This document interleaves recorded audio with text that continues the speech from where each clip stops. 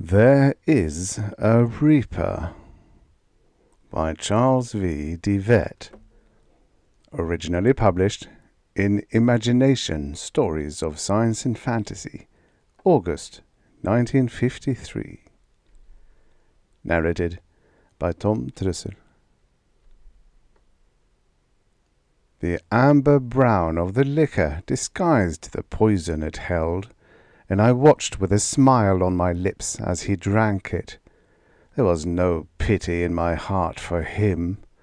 He was a jackal in the jungle of life, and I was one of the carnivores.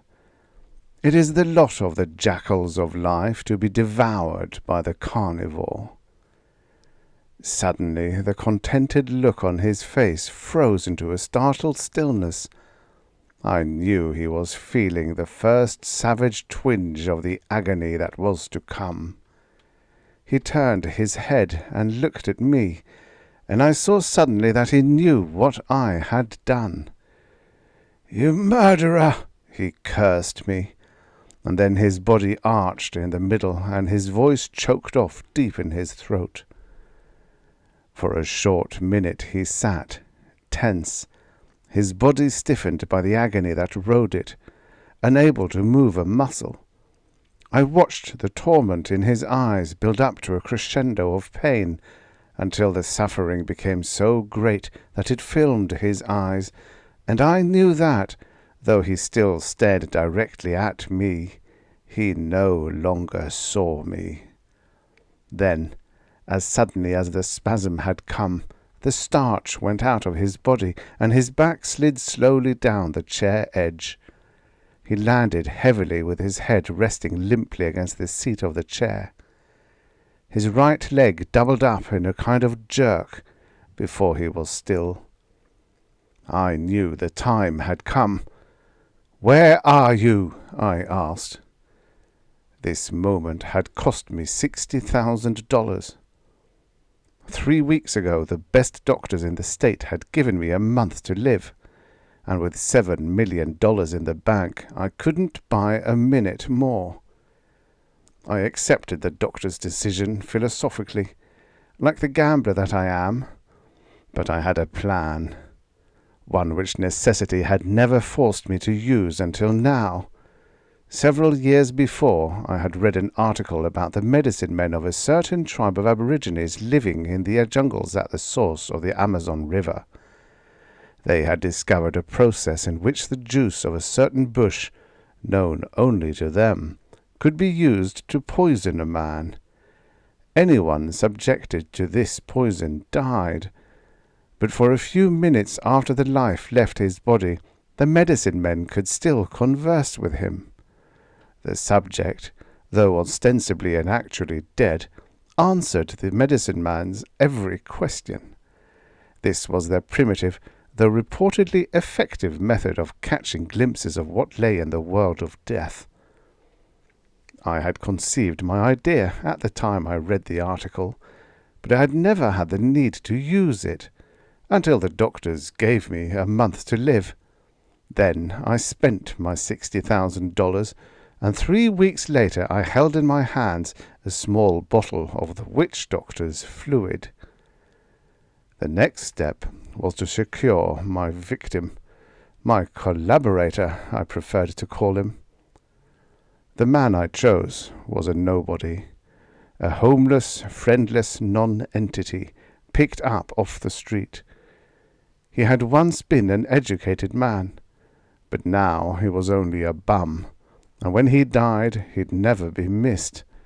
A perfect man for my experiment. I'm a rich man because I have a system. The system is simple. I never make a move until I know exactly where that move will lead me. My field of operations is the stock market. I spend money unstintingly to secure the information I need before I take each step.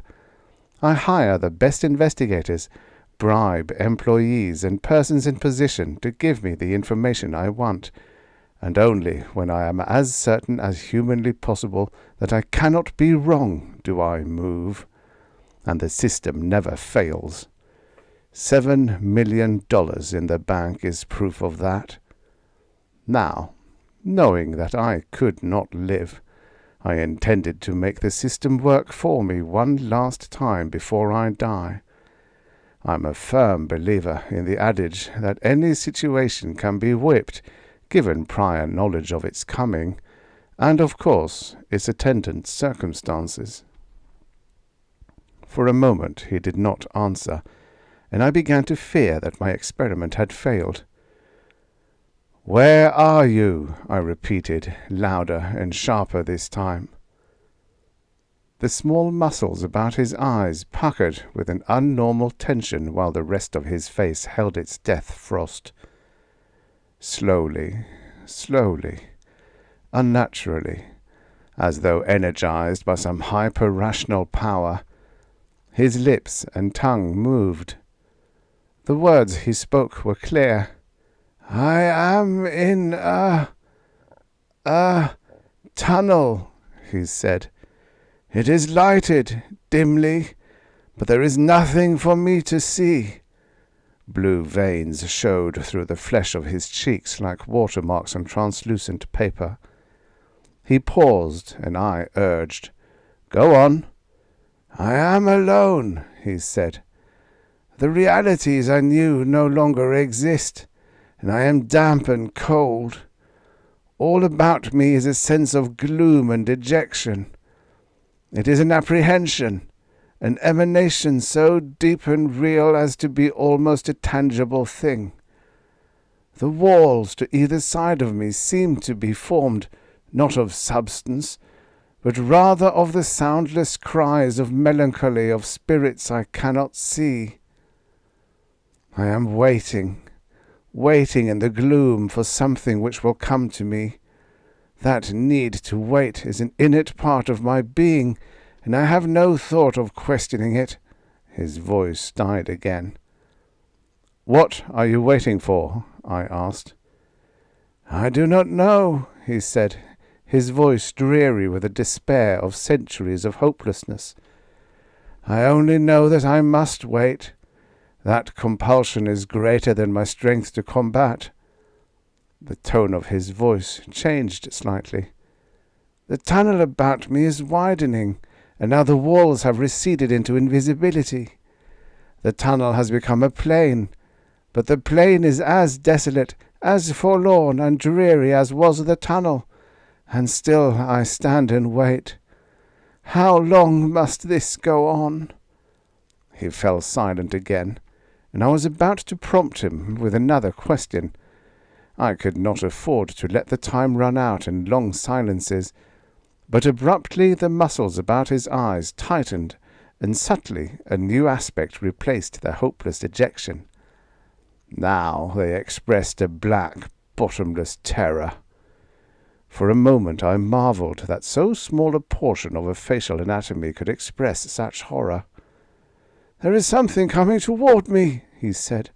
"A beast of brutish foulness. Beast is too inadequate a term to describe it, but I know no words to tell its form.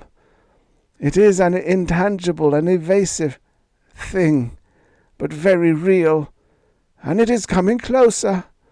It has no organs of sight as I know them, but I feel that it can see me, or rather, that it is aware of me with a sense sharper than vision itself. It is very near now. Oh God, the malevolence, the hate, the potentiality of awful, fearsome destructiveness that is its very essence.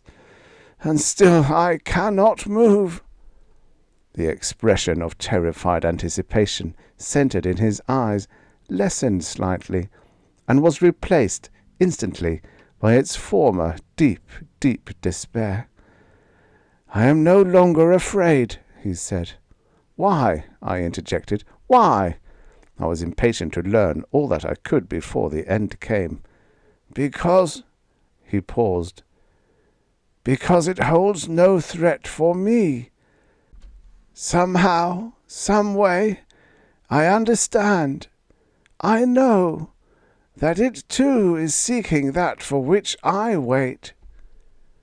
"What is it doing now?" I asked. "It has stopped beside me, and we stand together, gazing across the stark, empty plain.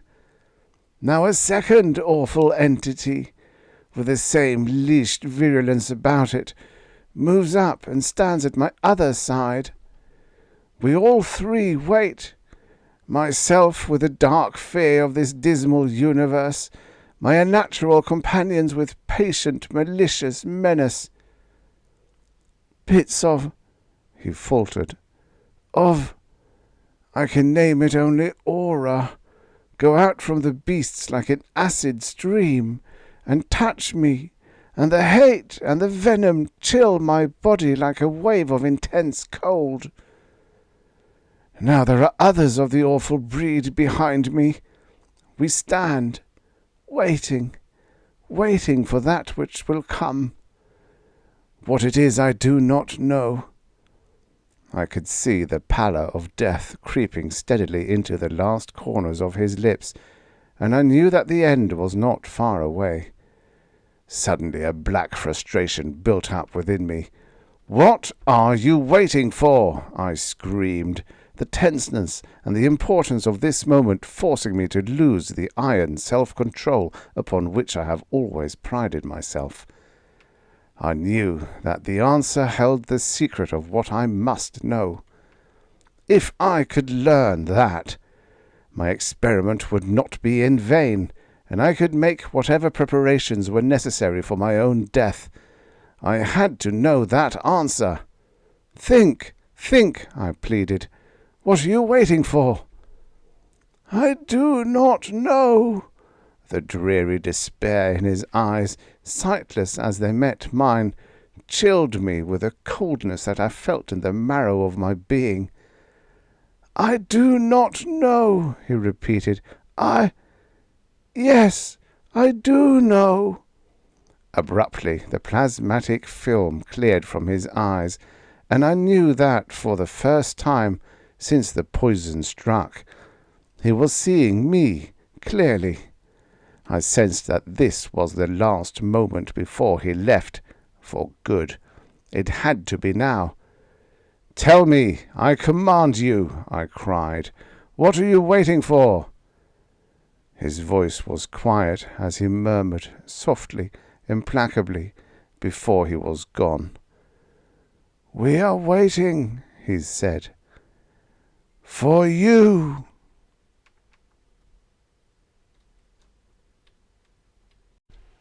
The end.